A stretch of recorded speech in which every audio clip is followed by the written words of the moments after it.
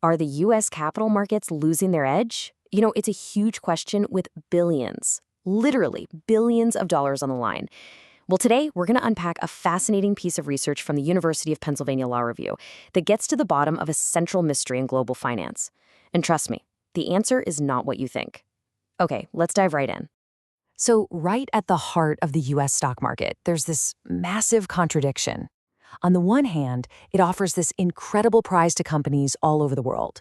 But on the other hand, for years, we've heard that those exact same companies are running for the exits, spooked by American rules and regulations. And that gets us to the real puzzle here. Foreign companies that list their stock on a major US exchange get a huge, almost unbelievable boost to their value. So why on earth would so many of them turn their backs on what looks for all the world like free money?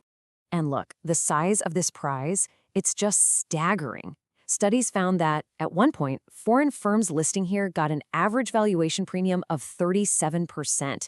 Let that sink in, 37%. That is an extraordinary advantage, basically just for showing up and agreeing to play by our rules. So what you have here is what the research calls a double mystery. First, what's causing this massive premium that you can really only get in the United States?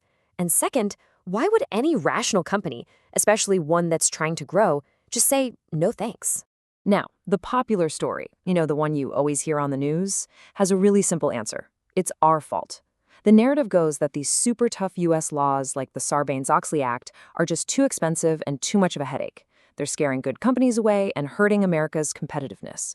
But, as we're about to see, that's not really the whole story, not even close. So what if that whole story is wrong? Well, there's another explanation.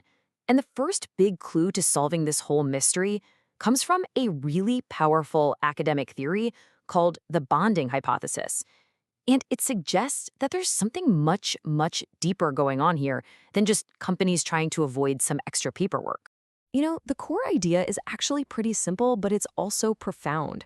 When a foreign company decides to list in the US, it's not just getting access to our markets.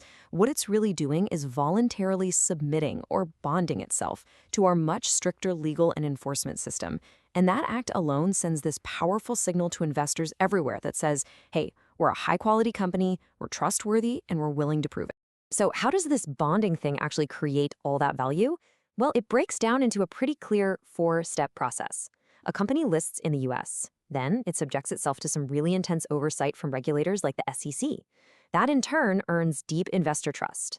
And that trust lowers what economists call agency costs, which is basically just the risk that the people running the company might misuse corporate funds for their own benefit. And the final result? Boom, that incredible valuation premium and way cheaper access to money. Okay, but what exactly is it about the US system that's so special, right? Because lots of countries have similar laws on the books. Well, the research argues that the real difference isn't the rulebook, it's the referee. And this gets to the absolute key distinction. If you just read the law on the books, a lot of countries look pretty similar on paper. But when you look at the law in action, how those rules are actually enforced on the ground, a massive gap just opens up. The secret ingredient isn't what the rules say, it's the intensity with which they're enforced. And when it comes to enforcement intensity, the research is absolutely crystal clear. The United States is in a league of its own. We're not just a little bit tougher, we are a true outlier. Our whole approach is fundamentally different, even when you compare us to other highly developed markets like the United Kingdom. So what does being an outlier actually look like? Well, it means the US has these three overlapping layers of enforcement that you just don't find anywhere else, period. First, you've got super vigorous public enforcement from regulators like the SEC. Then, on top of that, you have this uniquely powerful private enforcement system. Think of it as enforcement by bounty hunters through shareholder lawsuits. And finally, the US systematically goes after securities fraud as a crime, which is something that is remarkably rare in the rest of the world. And hey, it's probably a good moment to just point out where all this analysis is coming from. This isn't just someone's opinion, it's the result of deep comparative research published in a top-tier academic journal. It grounds this entire explainer in some really credible, rigorous work. So this unique enforcement environment, it doesn't just create a prize, it creates a choice. For global companies, it effectively sets up two very different paths they can take, and it all depends on what their controlling shareholders really want. This choice leads to an economic concept called a separating equilibrium. Now, that sounds complicated, but think of it like this. Some grocery stores specialize in high-end organic products, while others focus on bulk discounts, right? They're not really competing for the same exact customer.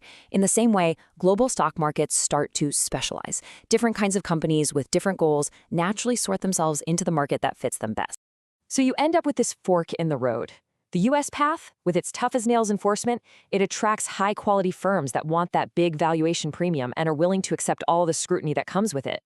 The other path, the lighter touch path you might find in markets like London, well, that attracts firms whose insiders value something else entirely, flexibility, and what the research calls the private benefits of control.